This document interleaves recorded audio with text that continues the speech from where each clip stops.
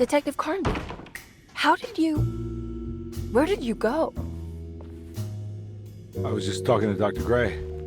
You disappeared. No, it's not what you think. Have you found anything strange going on here? Yes.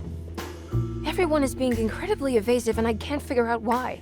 No, I mean something you can't explain. Paranormal, even.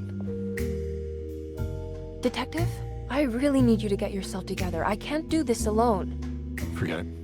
I'll figure it out. Do you want to come see Dr. Gray? No, I want to try something. With this talisman, I think I can follow Jeremy to the place he mentioned in the book. What was the name? Do you remember something Spanish? Teruella. Yeah, that's where I need to go. Detective, are you gonna be all right? Yeah, of course. Go talk to Dr. Gray. We'll rendezvous later.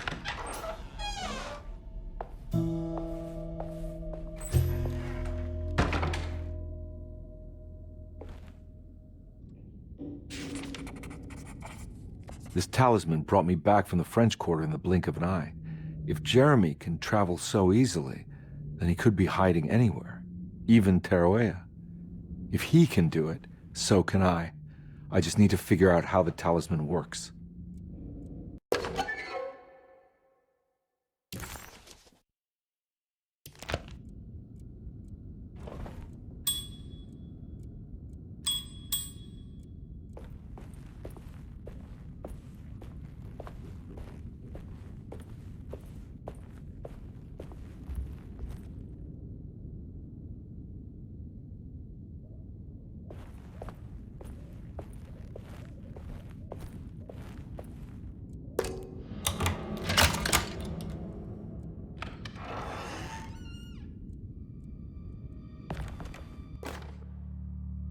Saw you notice in the boiler room. You should know Mr. Chance won't be coming back.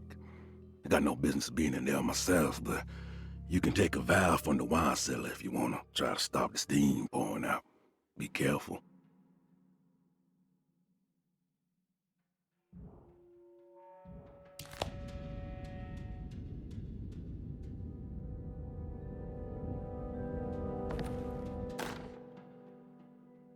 Dr. Elmore Lee Gray is Desetto's chief doctor. Accounting and all administrative work is handled by me, Paul Waits. Magdalena Thompson, or Mags, is responsible for the household. Jean-Baptiste and Charlotte Tabois are responsible for keeping the guests' medical regimens in check. Finally, Jack Chance is our gardener, who can occasionally be seen in the conservatory, but is for the most part busy outside. There are currently 6 guests at Desetto. Malcolm McCarthy and Ruth Tallant reside on the first floor. Jeremy Hartwood, Elisabetta Perosi, Grace Saunders, and of course Cassandra Beauregard live on the second floor.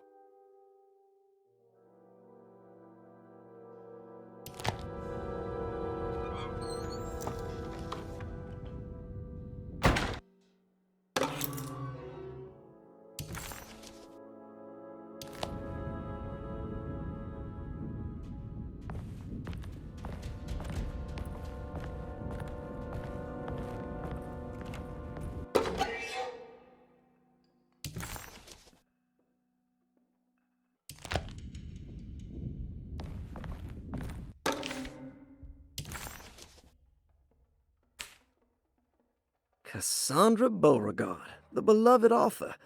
Very exciting, isn't it? What do you want to put down for reason for admission? What her agent told us. Cassandra suffers from writer's block and needs to finish her moving picture script before the end of June. Mr. Chardot suggests Cassandra's heavy use of barbiturates is holding her back and risks ruining her career. And how should we summarize her personal history? Let's keep it short. Cassandra Beauregard is a beloved crime author who managed to pull herself out of poverty and into stardom. 5 years ago, she tried killing herself by jumping off a balcony. The incident left her a cripple, and now relies heavily on her wheelchair. And for diagnostic impressions? Cassandra suffers chronic back pain following her suicide attempt. She self-administers morphine to keep herself ambulant, but has become addicted and the desired effect is now lost. The drug abuse clouds her mind, and she is unable to focus on real life. To save herself from this insight, she instead makes up stories to fill out the gaps in her own thought process, resembling the Korsakoff syndrome. Oh, bravo, Doctor. How will you treat her? First of all, she needs to be weaned from her drug addiction, and hopefully it will resolve her compulsive lying. Then look into permanently numbing her pain in her back through surgery. Finally, deal with her suicidal thoughts. Fantastic. With such a short time before June, I really hope she gets better soon. We will do what we can.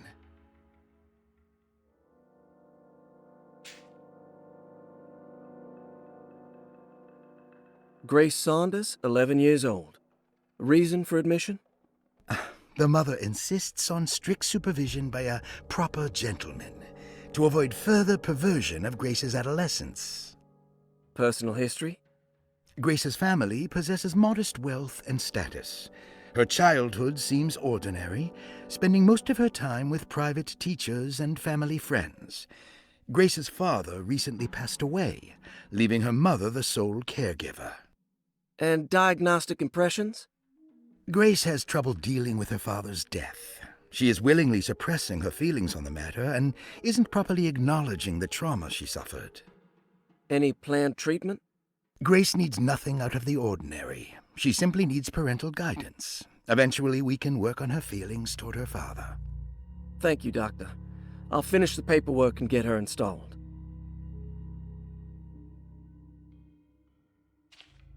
Malcolm McCarthy, 54 years of age. Reason for admission? McCarthy admitted himself to Dorsetto, stating simply that he needs some damn rest. And personal history? McCarthy claims he used to work as a lawyer in Baton Rouge, but says he can't go into details because of some legal dispute. His background remains largely a mystery, except for the occasional clue that he drops in conversation. Huh. And diagnostic impressions? McCarthy is an anxious man and an alcoholic. He often tells half-truths due to some deep-seated inability to trust other people. And how will you treat that? McCarthy will take some time to open up. Spending time with Jack's dog or the child should be good for him. Their harmless nature will help build his sense of trust. Thank you, Doctor.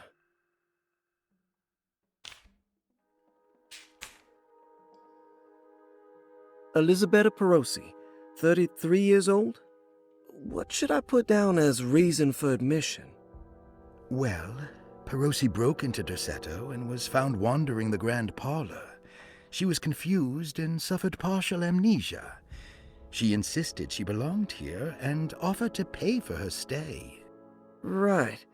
What do you make of her story? Perosi claims to have been a member of the Astarte artist colony some 20 years ago, a claim that seems contrafactual due to her young age. She looks to be and even thinks she is 33 years of age. That would make her a child at the time. It seems fair to say that Perosi's story is untrue, deliberately so or not. Diagnostic impressions? Do you have anything? Perosi's story is peculiar because she retracted her story about the artist colony. She no longer claims to be the same person as Elisabetta Perosi. However, my staff's research has confirmed there was a Perosi at that time who was in her early 30s. I suppose this case will take some time to investigate. How will you go about it? I wanted to contact the real Perosi, but it seems the whole colony disappeared one night, September 29th, 1915, during a hurricane. I will have to take it slow and figure out what this spell of impersonation could have been. Oh, I'm sure it will all clear up eventually. Thank you, Doctor. Ruth Talon, 29 years of age. Reason for admission? Ruth's father wishes that his daughter be removed from New Orleans nightlife for the foreseeable future. He fears that her overly free spirit is tarnishing the family's reputation. Sounds simple enough. Personal history? Ruth comes from considerable wealth. Her family owns several hotels and restaurants. Unlike the rest of the family, her sense of adventure has taken her around the world, including France during the Great War as a photojournalist. The last decade, she has provoked many rumors of being a debauched flapper, bordering on nymphomania. And diagnostic impressions? Despite her father's frivolous reasons for her to be admitted, Ruth does seem to provide an interesting case. She is refreshingly open and doesn't shy away from talking about her life during the war or her continuous celebration after returning to the States. She is admittedly a sexual deviant and feels no remorse. And her treatment plan? Simply staying at Derceto should do wonders for Ruth. If not, at least for her family's reputation. Ruth doesn't need to change, but with therapy I might be able to share with her some sympathy towards her family. I doubt she will settle down and become as dull as the rest of them, but at least she might try to be more discreet in the future.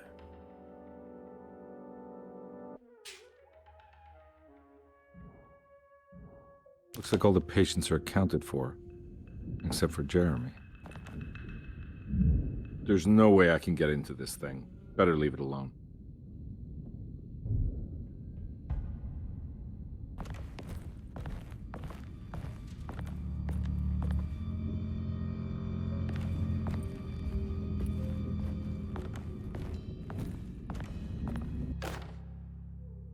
Paul, you're right about the plates on the boiler and the clock.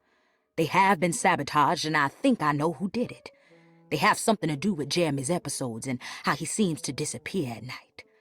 Right now, it's important that you keep an eye out for any of the pieces. I want to find out if I can repair the plates. Let me know if you find any of them. Lottie.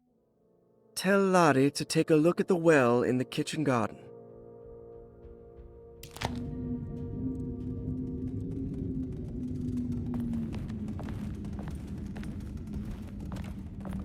I need the key.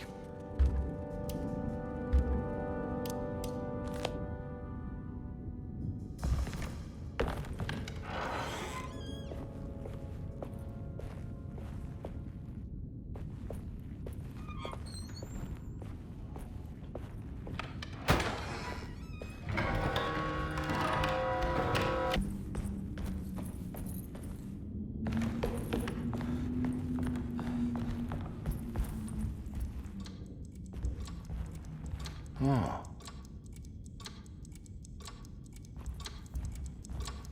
It's stained. Looks like some kind of rot. This must be the clock that Jeremy wrote about in the Commonplace book. Huh. Looks like the plate that held the talisman in the seance room. But it's broken and missing some pieces.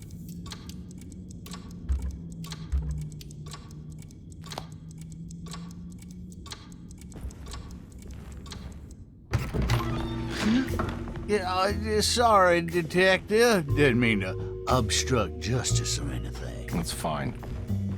You know, I'm kind of busy with my own case of a missing person. I was wondering if you've seen Grace, girl about yay high? Can't say that I have. Why are you asking? Well, I'm looking for her. Is she in trouble? No. She's just hiding somewhere. We can't have a rascal like that running around unchecked at a time like this, you understand?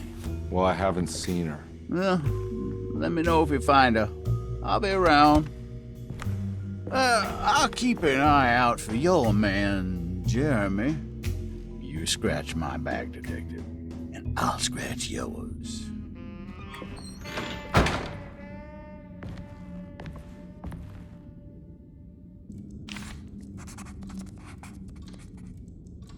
McCarthy reminded Detective Carnby of an old barfly he used to know.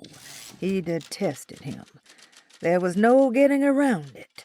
McCarthy was going to have a hard time getting on his good side.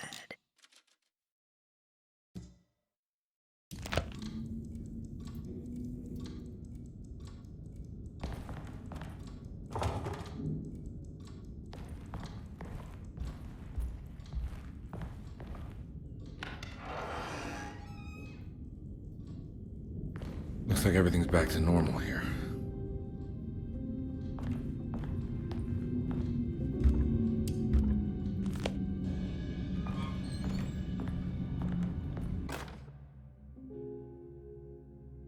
Emily's here.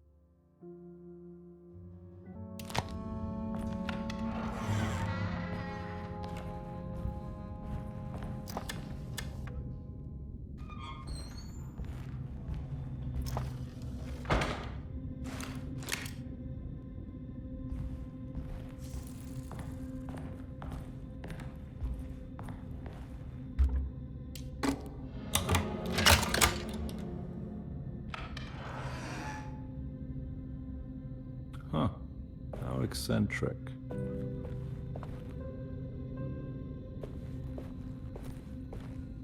What are these symbols? Looks like alchemy or star constellations.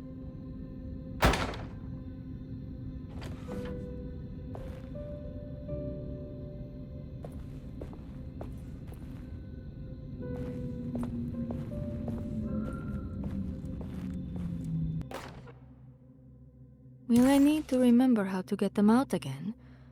They are locked up for good reason. I am sure she is still able to whisper the answer in the ears of the wrong people. But not for long. I will see her burned soon enough. That black goat will be sacrificed to put an end to it all. Then it will all be over. No more Derceto, and sadly, no Astarte. Those good pirates of Pontchartrain. May you still sail the lake, until you find the shores of Hali.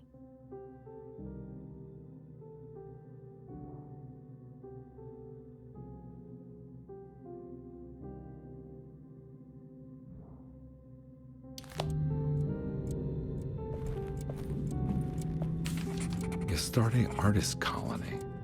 I remember hearing about their disappearance. Must have been 15 years or more now.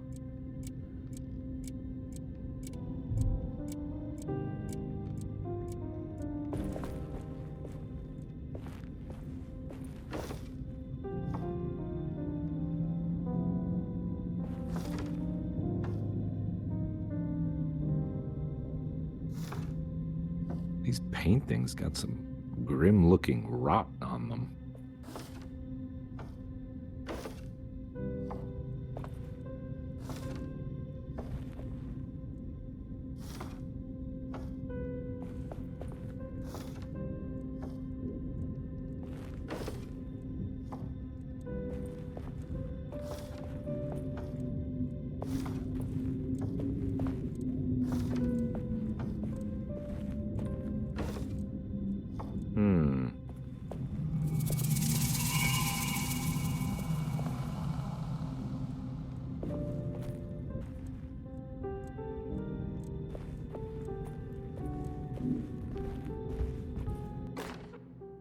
I did it!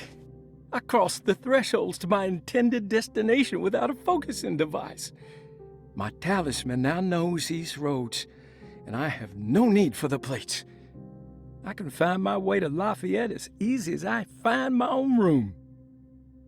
I visited the grave of my father and seen the oven waiting for me. Thank you for opening these doors. I now must summon my courage and go back to that hateful mound outside the oil rig. I hope you'll be feeling better when I return. Jeremy.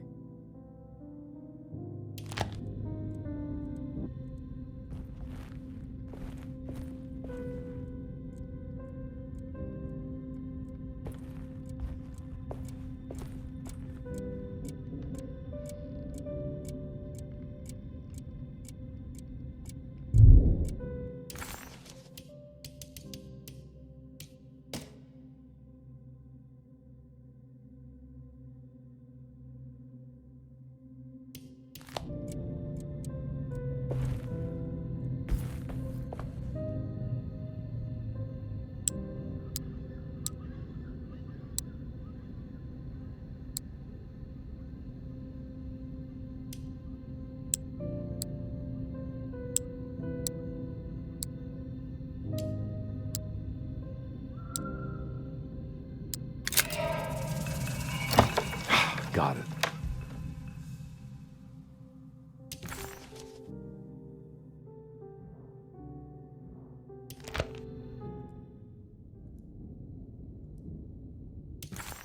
The simple astrology cipher was a favorite among the artists who lived in the house 20 years ago.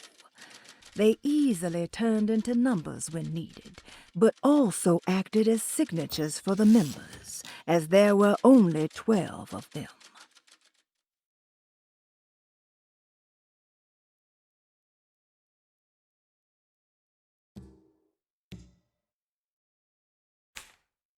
If it wasn't for the collection of peculiar, while Detective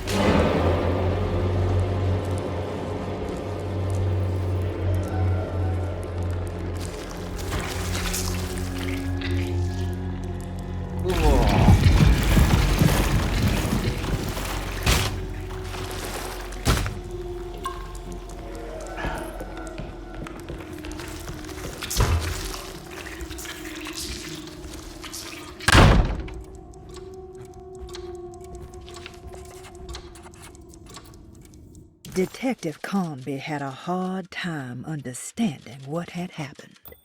It did feel similar to when he was pulled into the French Quarter, but with less power and purpose. Did he cause this, or was it something else?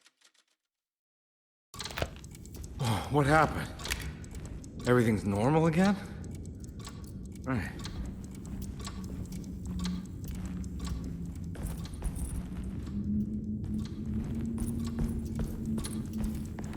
Knee.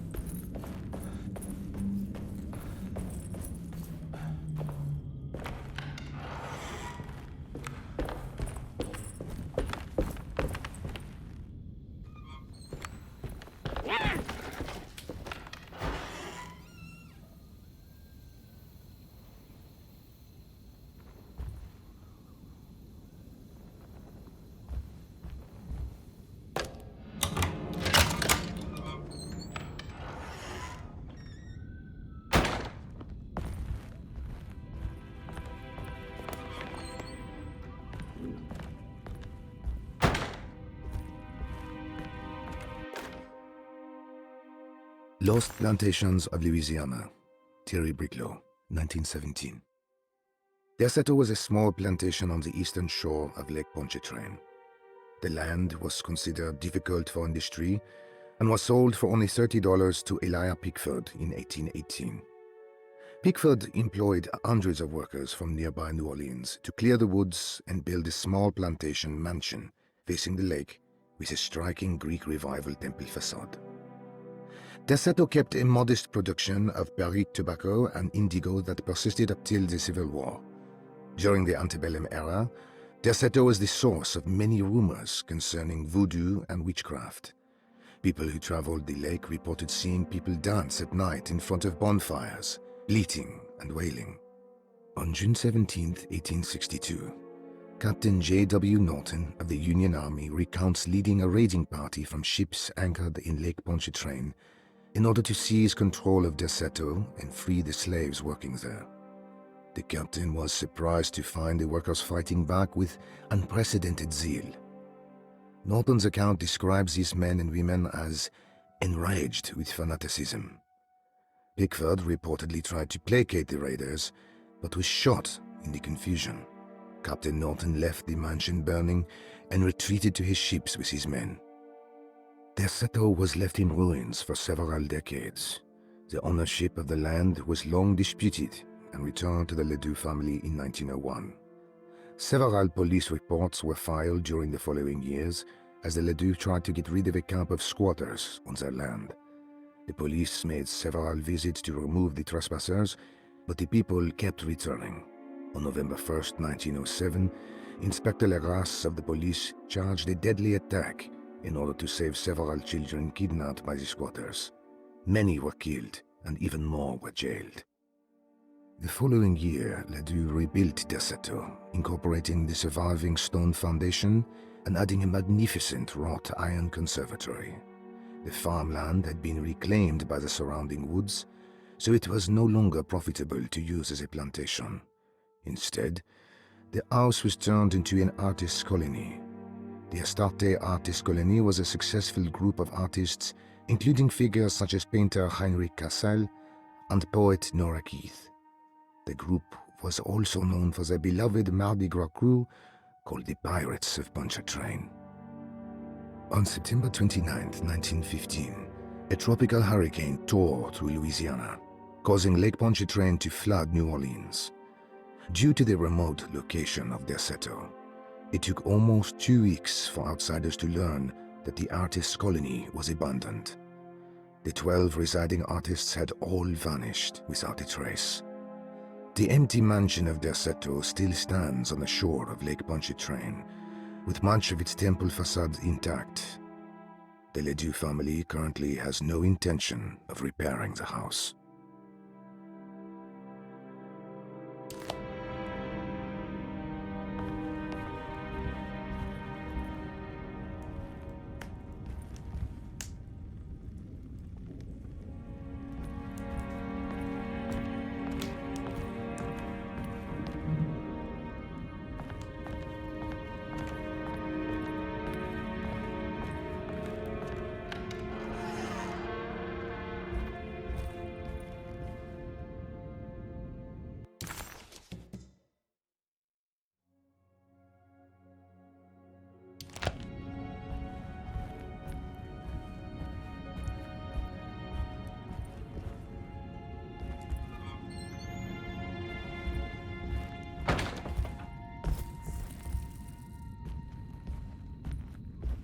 It's wedged shut.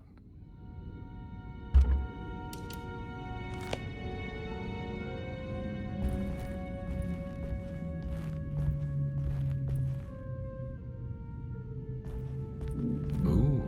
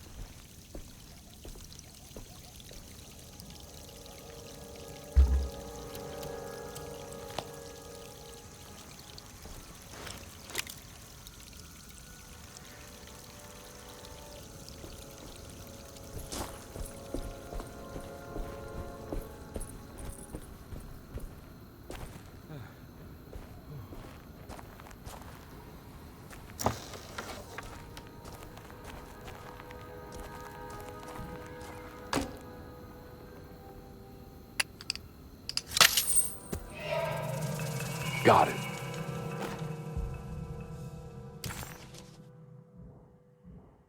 Okay.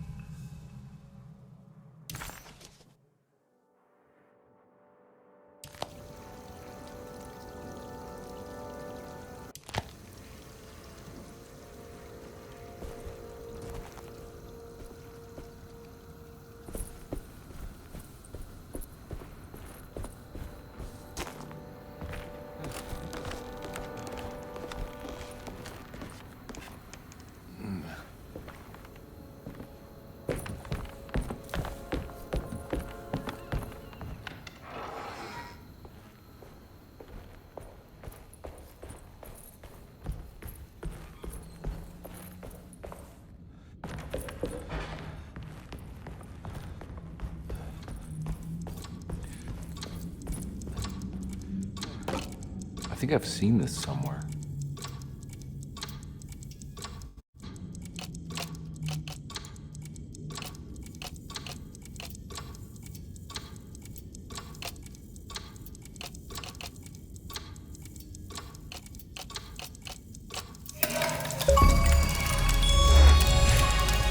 I think the clock broke. Or maybe it just stopped at a very precise place.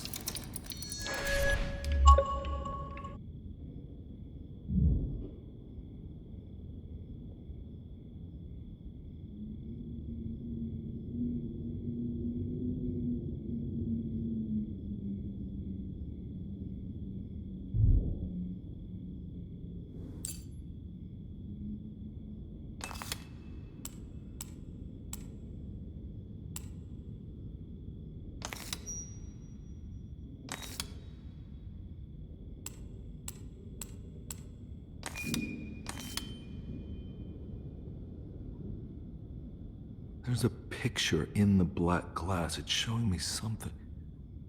It's the hallway outside Jeremy's room.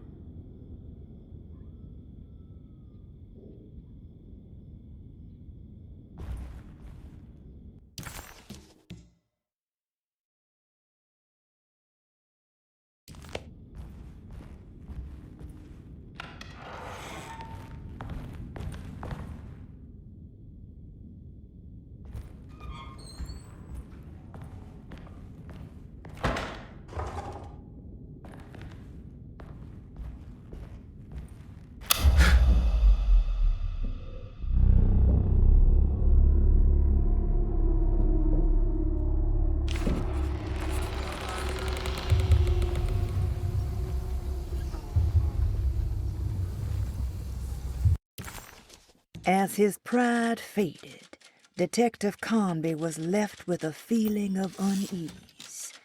He had successfully managed to enter a whole new world. How could this be, and why did he accept this so readily? One thing was clear. There were no answers to be found by standing around questioning reality. Knowing only what he read in the Commonplace book, Carnby headed off to look for Jeremy in the hateful mound.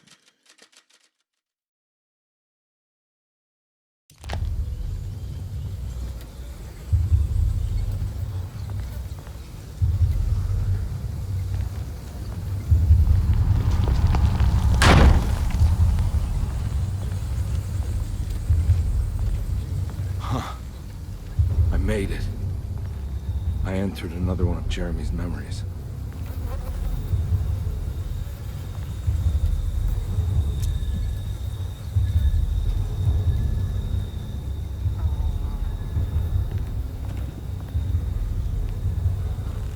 Ugh.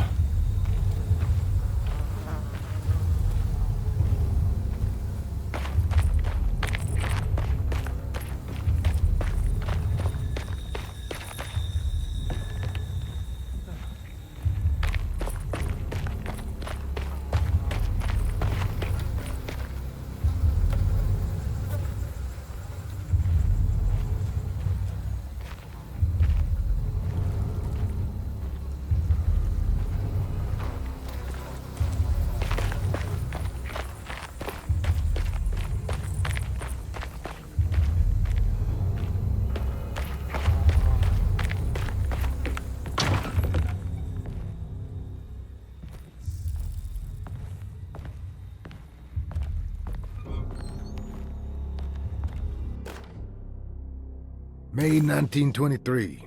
Monday. All okay. Ready for delivery. Maintenance. Oil pump must be serviced. Any tampering causes large spills unless properly forestalled. Tuesday. Shipment delayed but delivered. Maintenance. Service bridge close to broken. Wednesday. Prospectors reluctantly agreed to show the burial mound to Mr. Hotwood, a painter, who read about our finds in the papers. He means to return tomorrow and try to find a way inside. Thursday. Mr. Hotwood's efforts delayed. The workers seemed nervous about his presence. Hotwood promised not to return to the compound. Instead, he has taken up an offer by L'Officier, the riverboat captain, who means to pilot him to the site tomorrow morning. Hopefully that's the end, and work can resume. Maintenance. Bridge from the oil tower to the bayou has collapsed. Sabotage suspected. This is the devil that guides us now.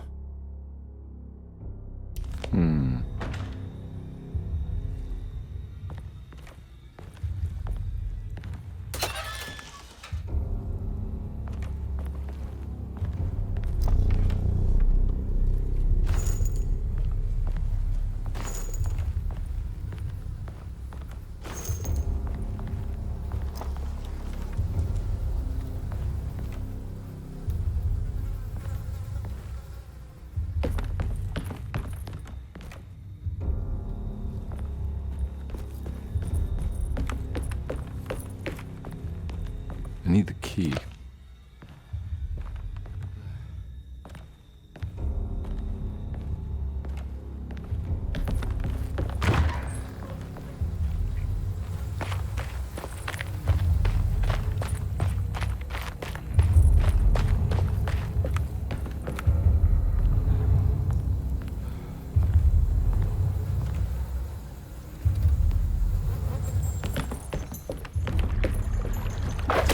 Something missing.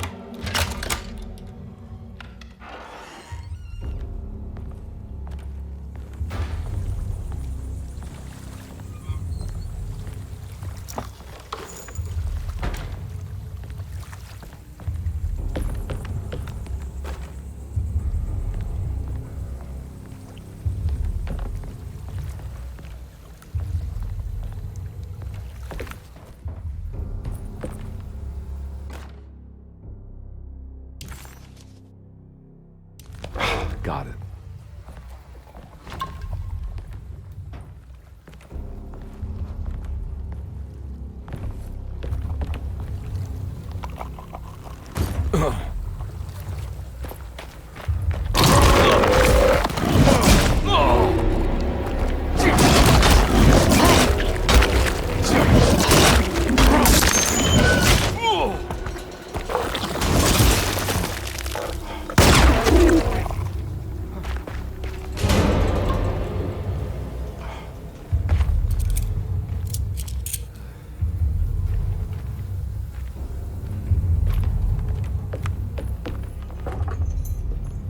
Locked.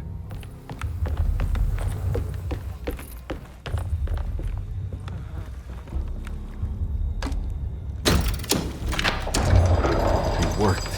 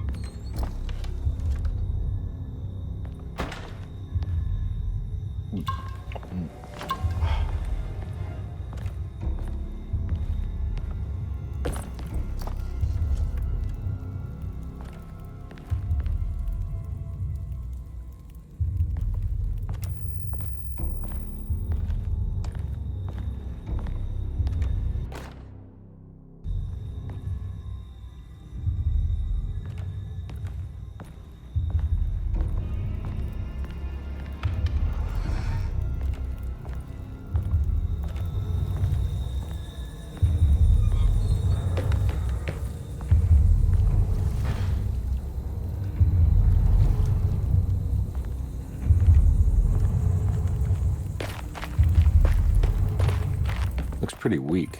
I just need something to break it.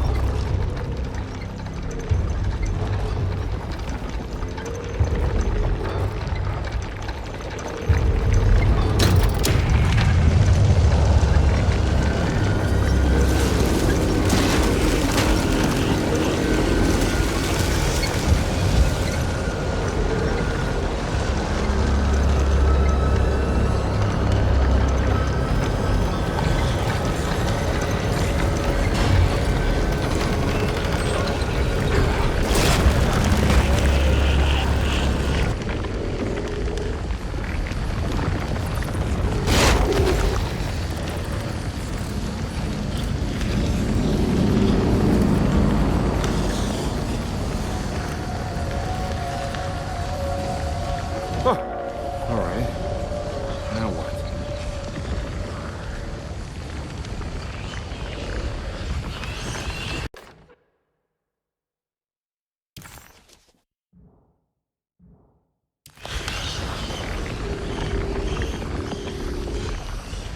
Yeah, come on, Carnby. Wouldn't you rather fall to your death than go up in flames?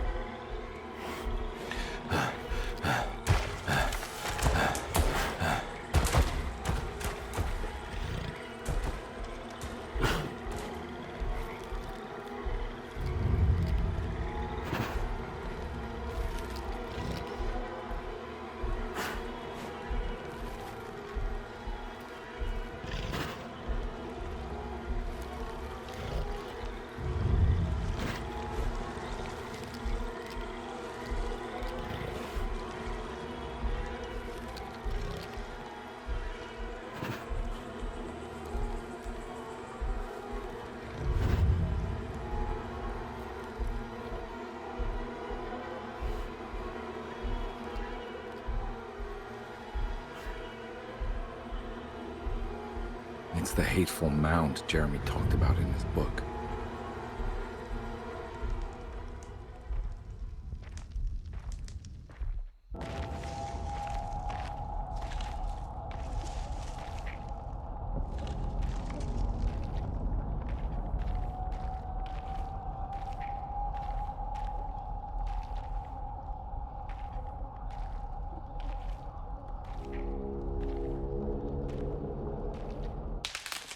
Don't come any closer.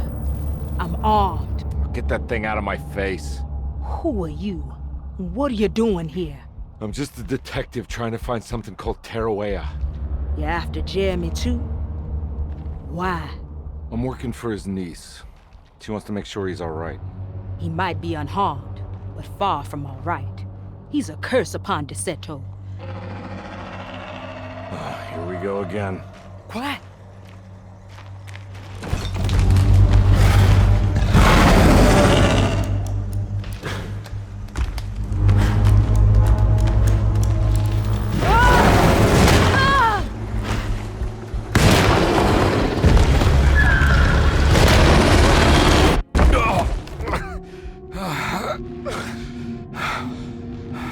Oh, Christ in heaven.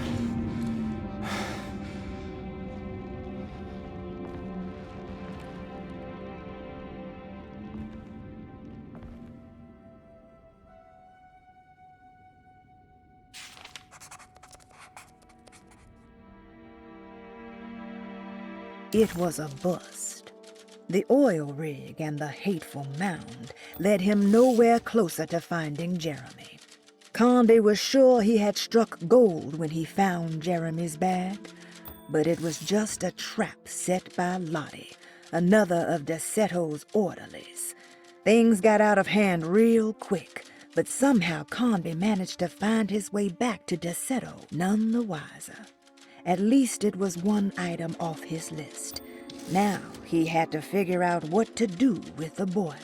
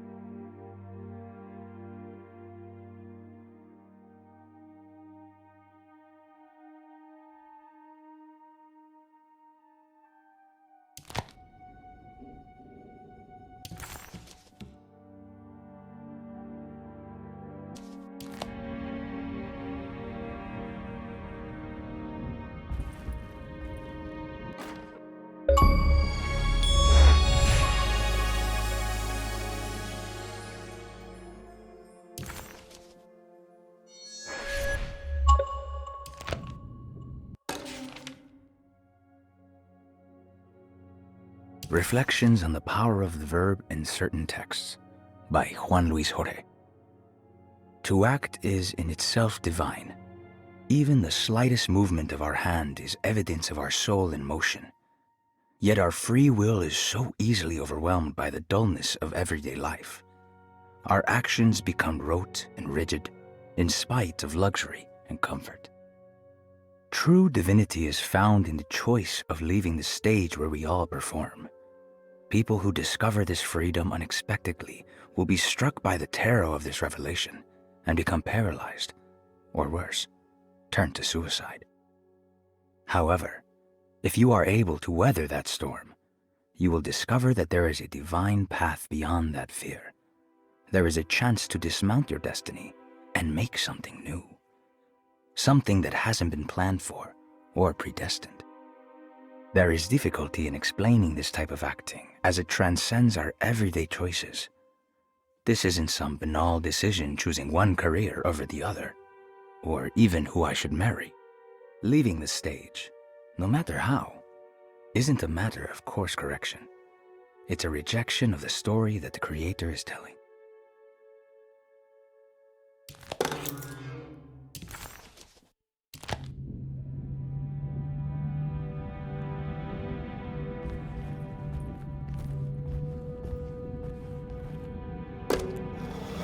It worked.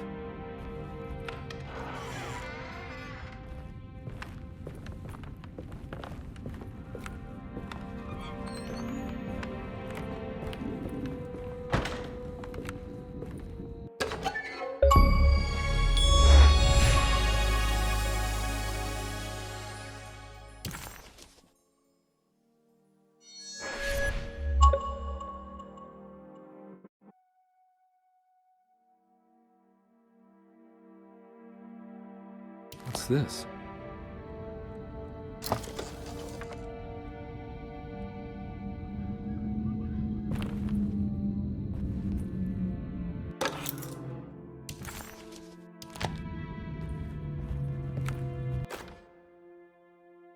The Barlow lens. Instructions.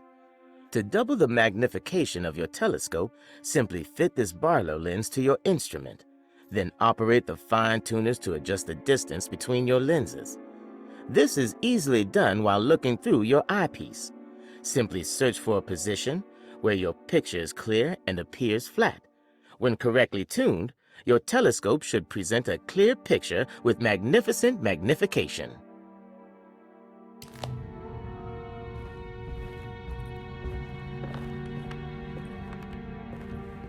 I don't think I have everything I need.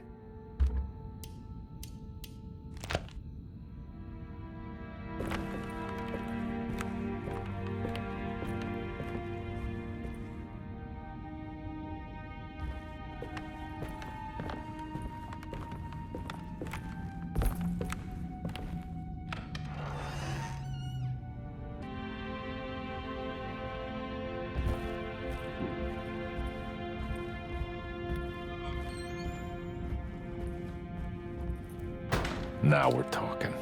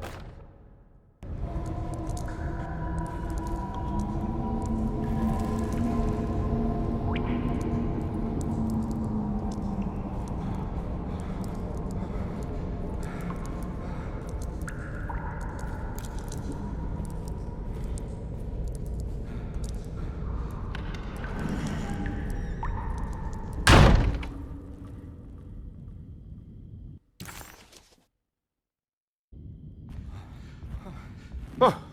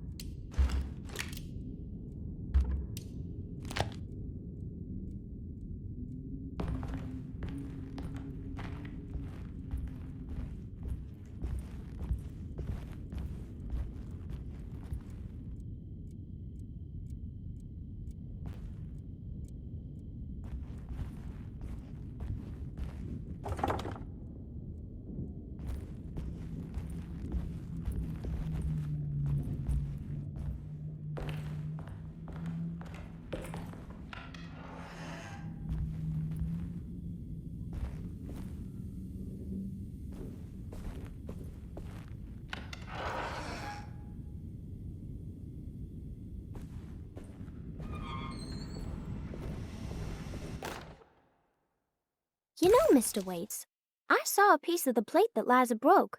I think she's been hiding them. She's not very good at it. She just chucked it into the little room with all the tools behind the boiler. I left it there. I didn't want to embarrass her by picking it up while she was looking.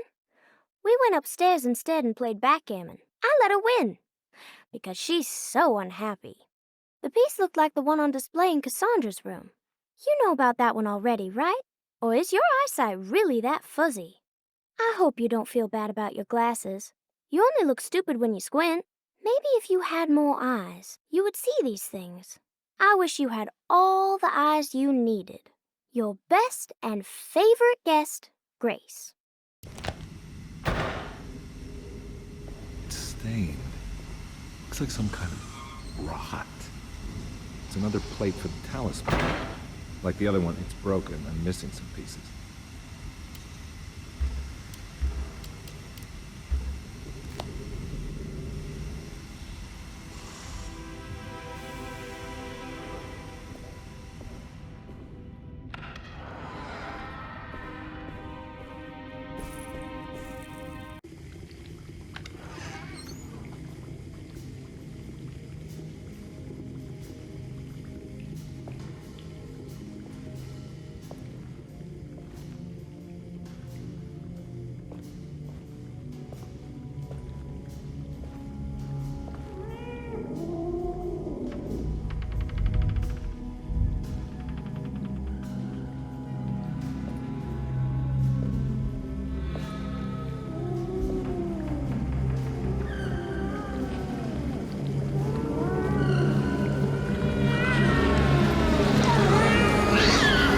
What are you doing in my kitchen?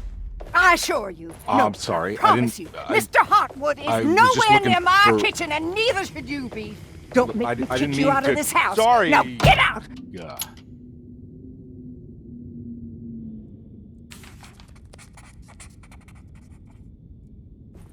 Carnby was in shock, but also a little embarrassed. The housekeeper was furious to find him searching through the kitchen and had run him out of the room. There was something strange going on with her, but it didn't feel connected to the case, so he decided to stay out of her way.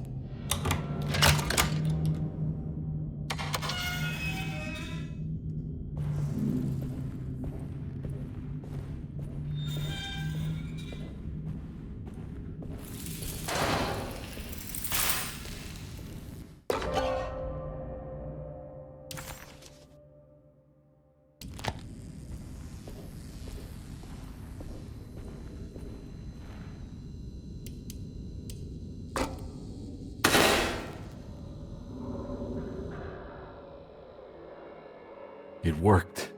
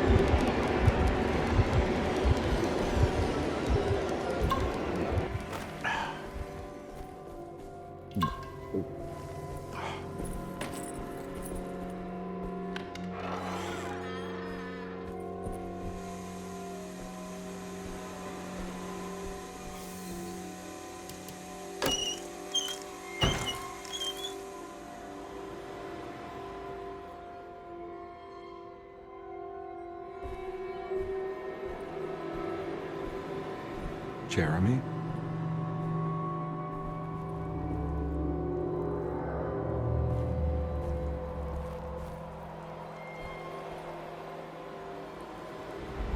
What the hell is going on here?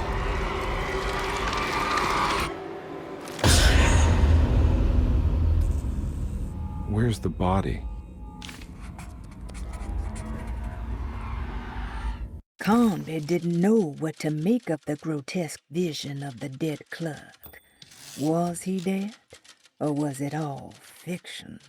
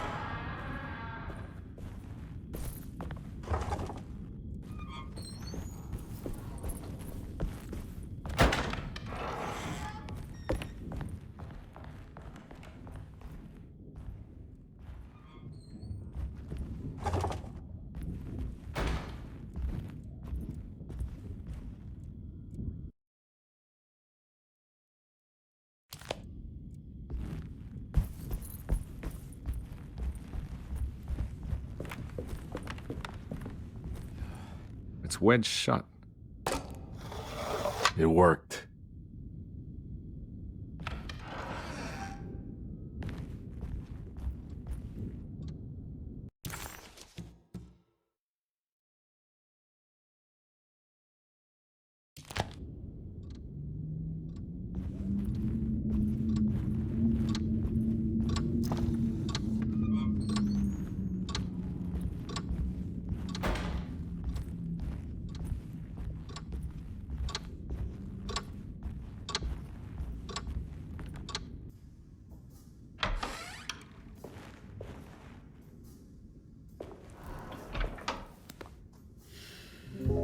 Detective Carnby, how good of you to come.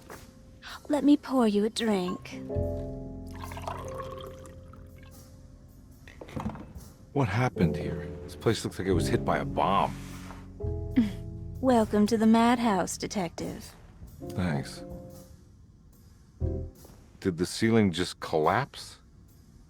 I heard it was something in the attic, something that was supposed to happen but didn't. How that could have such consequences is beyond me. The truth is, I don't know why the room looks like this. But I bet your friend Jeremy does. You know where I could find him? Oh, somewhere in his past, I suppose. He keeps going on about that mysterious dark man. I think he is hiding from him. Or maybe he's with him. I can't really keep up. I don't worry much. Take a look around this room. You may think it looks spectacularly devastated, but I just think it's finally found its stride. It fits perfectly with the state of this place and its loonies. The same goes for the nonsense with Jeremy. In my eyes, we finally managed to match the wild ride inside all of us. Well, I'm happy you find the evening so harmonious. I hope you don't mind me setting things right. Jeremy's business, that is. This room looks beyond my capabilities. Good luck, Detective. Hope to see you again soon. Yeah. Evening, miss.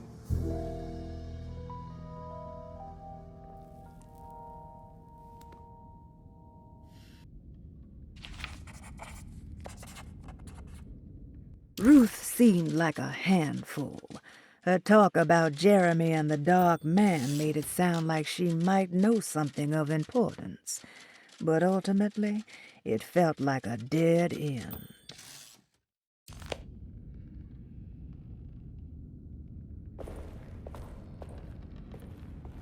Can I get some more of that whiskey? Go ahead, Detective. I don't think I can stomach any more anyway.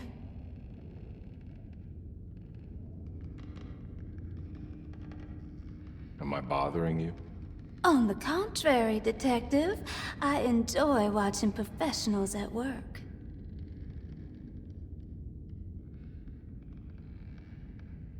Well, I better get going. Bye now, Detective. Don't take any wooden nickels.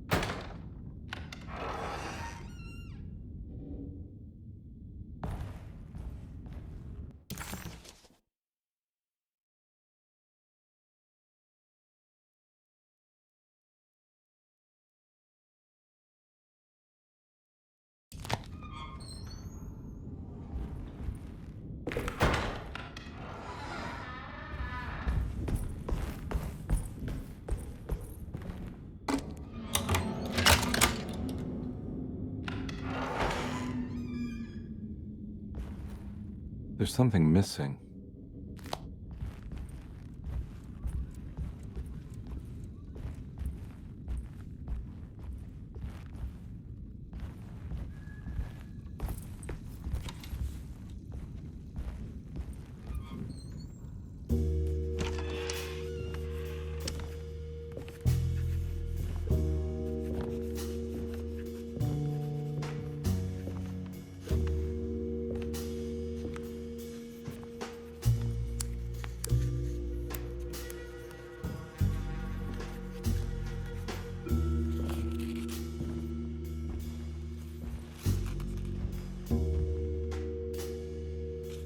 What you got there?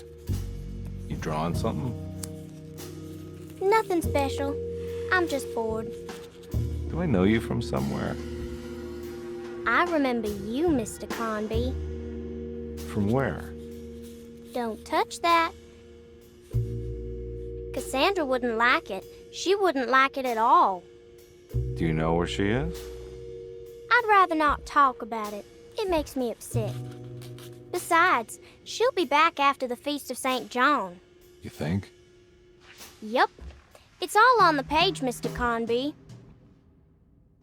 And many of them that sleep in the dust of the earth shall awake, some to everlasting life, and some to shame and everlasting contempt. All right. I'm gonna go now, if that's okay. I don't like to stay too long in the same place. Mr. McCoffey might find me. Hey. Is he mean to you? Not everyone needs to be saved, Mr. Carnby. You should know that by now.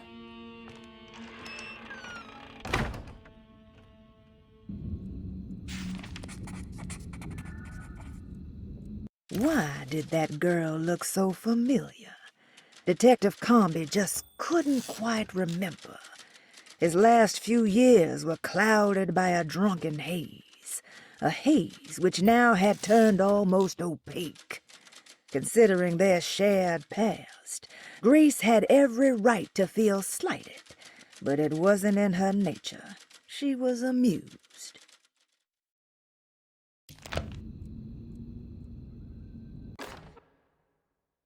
Miss Beauregard, I picked up your medicine at the post office today. As you understand, it needs to be administered by the orderlies for your safety.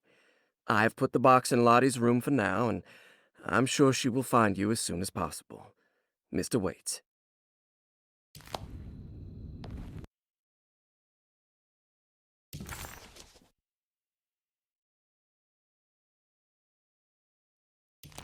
So this is where Cassandra Beauregard ended up. For some reason, I thought she died years ago. There's more of that rot again, like it's guiding me to do something. But what? I don't think I have everything I need. If I find the full set of bottles, then maybe I can make something out of the stains of rot.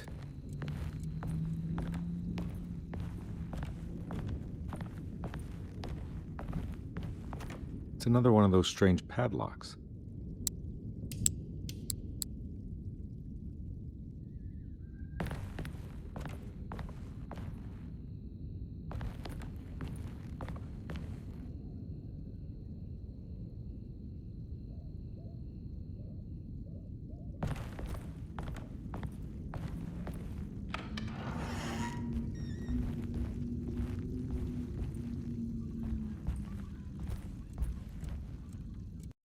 The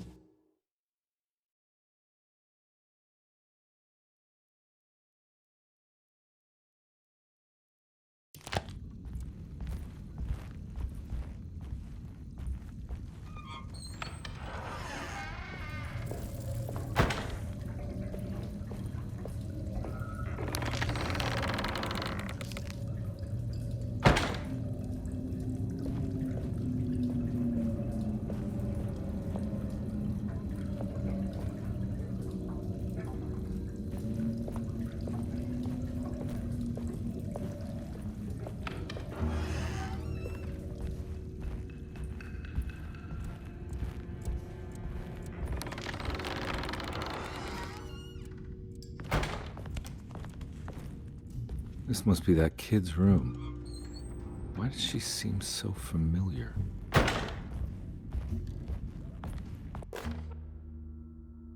Don't you worry, Grace. Go play your game, bleat and bellow with the others. I won't be jealous. There will be more masquerades. However, I would love it if you would finish my mask for the feast.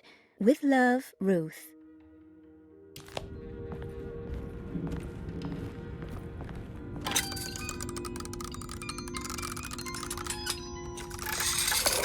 Huh.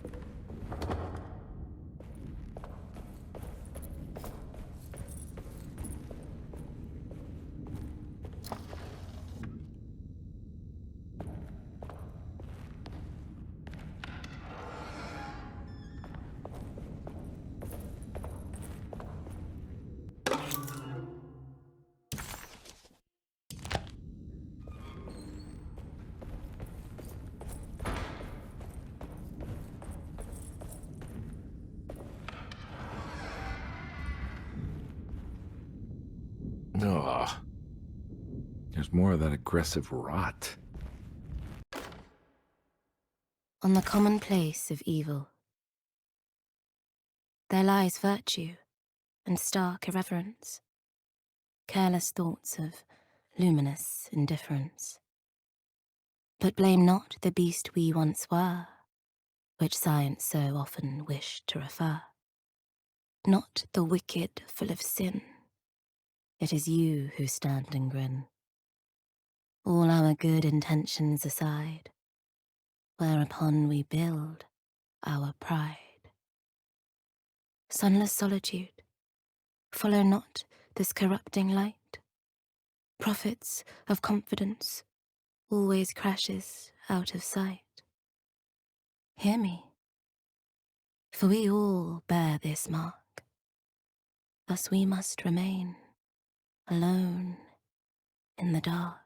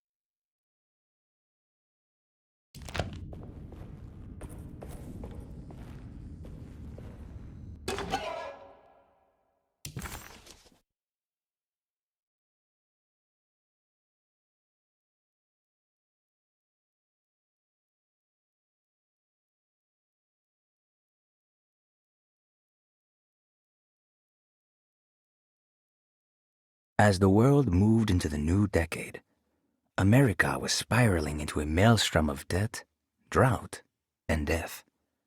It was called the Great Depression, and ruined many families. It was a fitting name, for poverty also breeds madness through desperation. Jeremy was of course no such victim, for he already witnessed the darkness within. He knew the shadow that stood on his threshold very well. It wasn't new. It was something that had always been with him.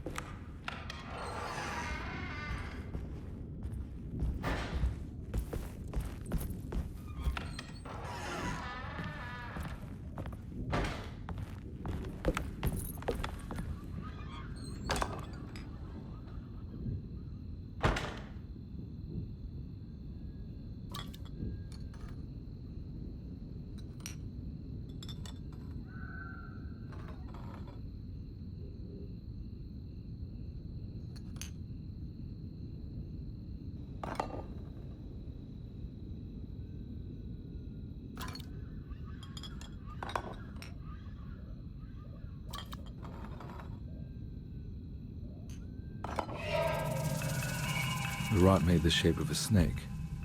There must be something important to find here. Maybe it has something to do with the numbers on the labels.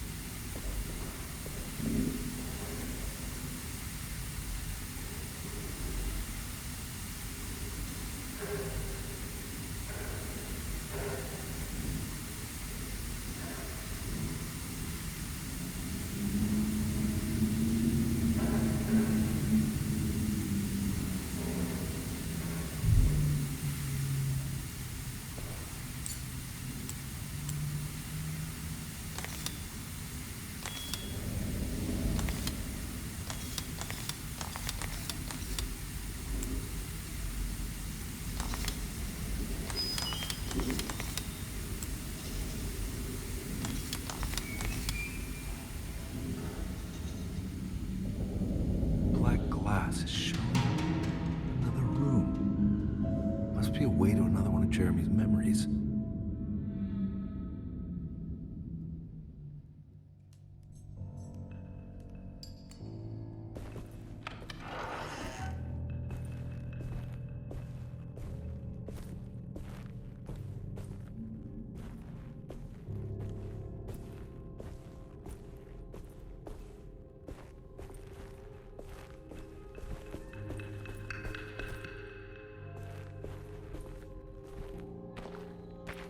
I knew it. I knew it would work.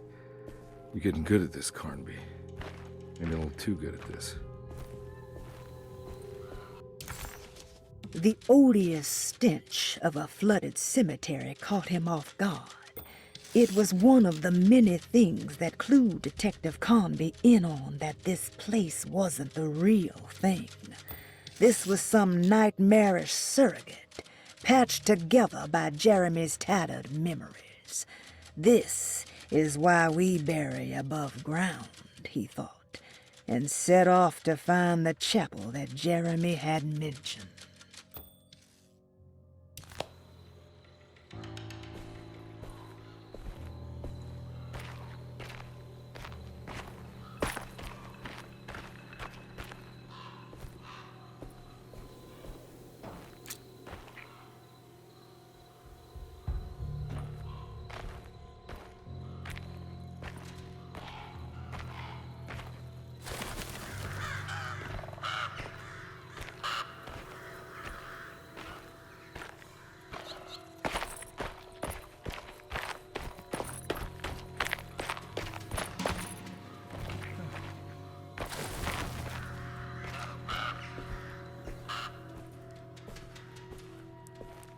The Hartwood's family crypt. Emily's family must have deeper roots in New Orleans than I thought. I figured she was a Yankee like me.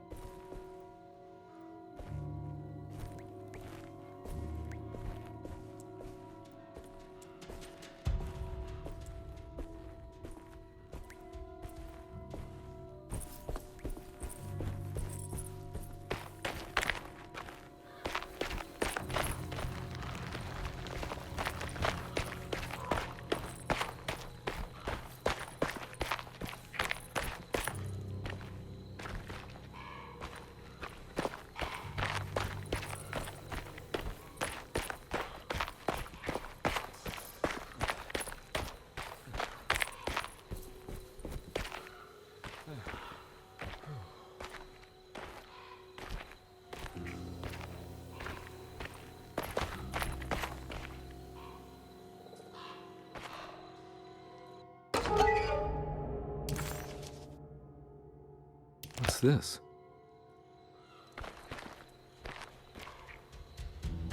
Now what do we got here?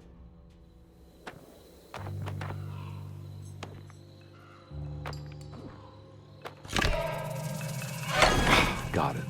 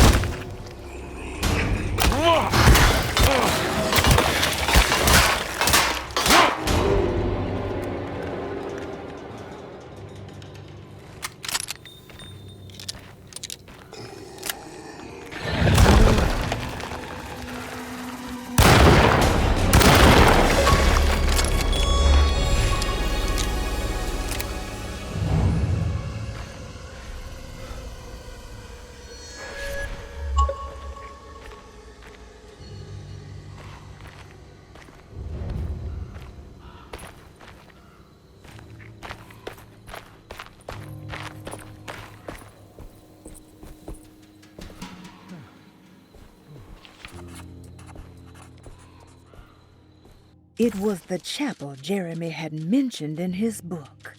With a bit of luck, soon Carnby would be able to catch up with the old man. He just needed to find a way inside the chapel.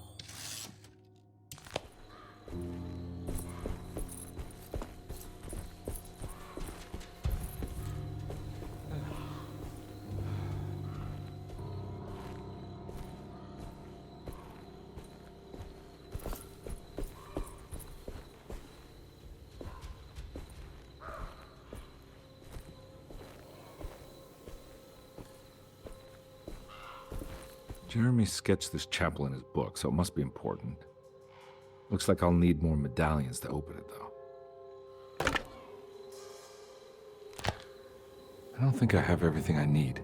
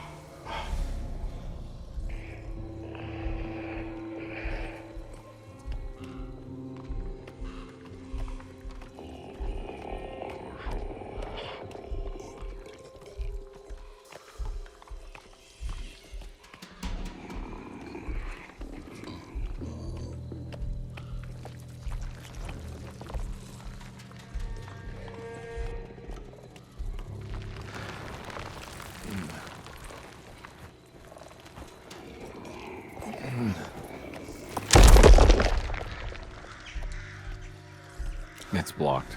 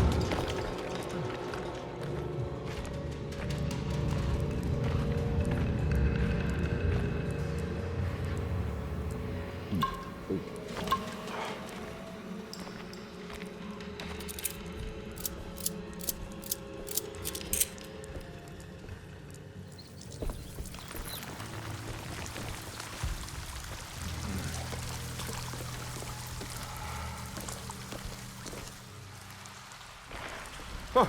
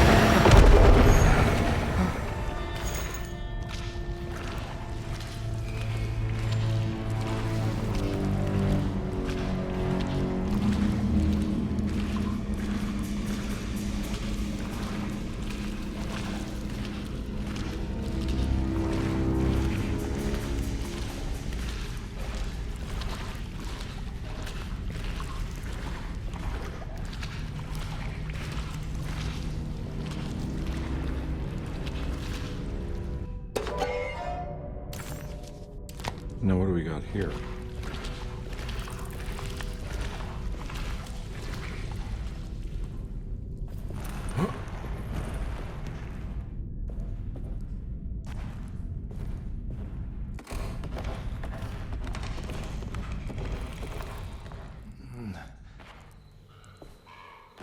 Thank God that's over.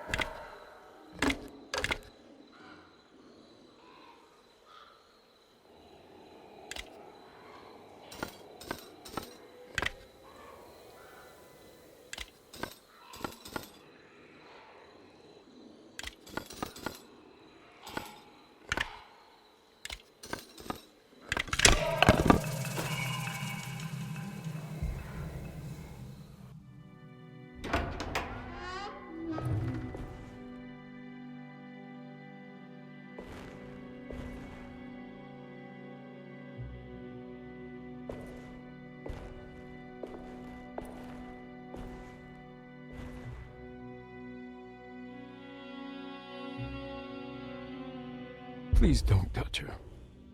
Jeremy, what are you doing here? Everyone's looking for you. I know, it's all a big mess. No one understands. I'm just trying to keep evil at bay. Just for a little while longer. You've got to come back with me. Your niece is waiting at Derceto. Emily? Why would you... My letter. Keep making it worse. What is going on, Jeremy? How is any of this happening? I made a terrible promise with some... The Dark Man. Who is he? No, don't say his name. He can hear us. He's always listening.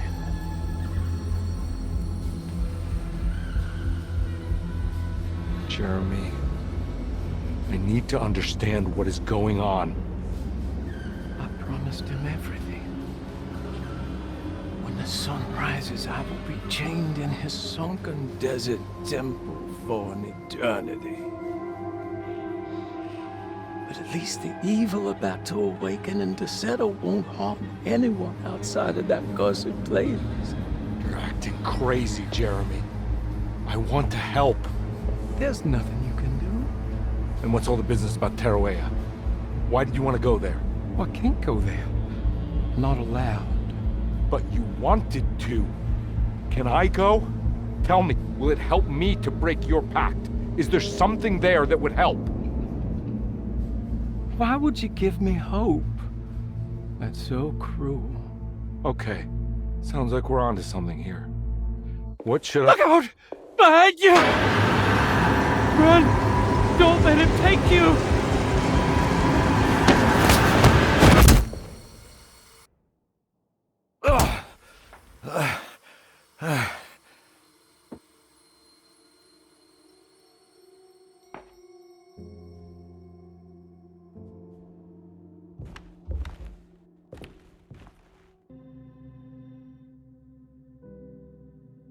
I've seen so many strange occurrences lately. Memories explode into existence and then burn out like tired glass bulb filaments.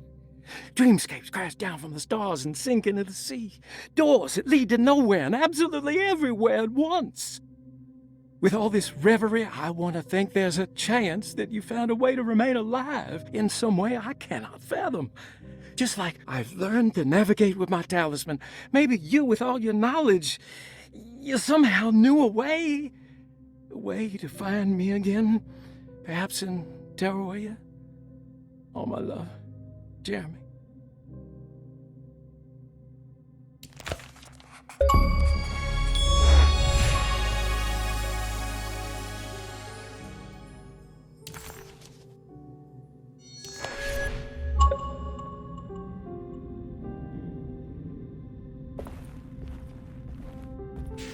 She's dead. No matter how she died, she looks peaceful now. Perosi's body looked unharmed. Carnby couldn't figure out how she died.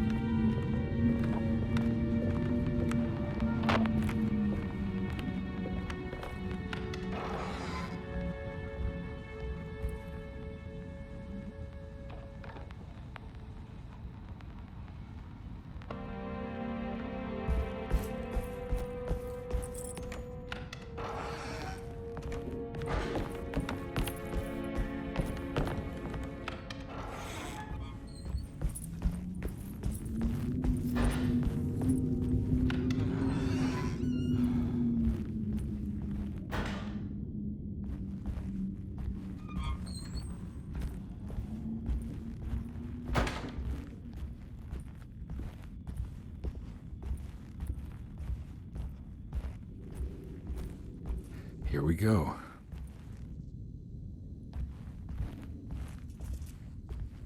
Could it be real? Or is it all just in his head? It's a story he tells himself, Mr. Carnby. Anything to avoid the truth.